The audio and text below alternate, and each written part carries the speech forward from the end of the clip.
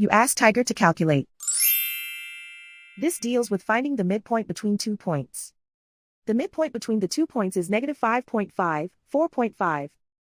Let's solve it step by step. Plot the 2 points and calculate the midpoint using the formula. The coordinates of point 1 are x1 equals negative 10, y1 equals 8. The coordinates of point 2 are x2 equals negative 1, y2 equals 1. PM represents the midpoint of the 2 points.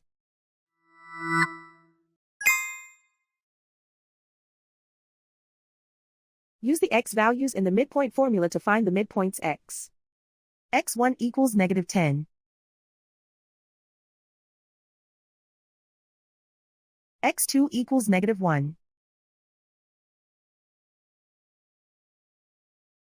Simplify the arithmetic.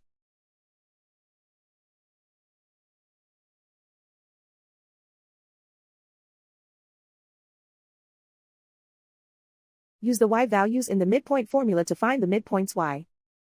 y1 equals 8.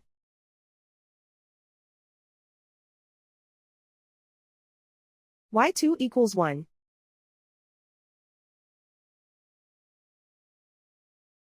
Simplify the arithmetic.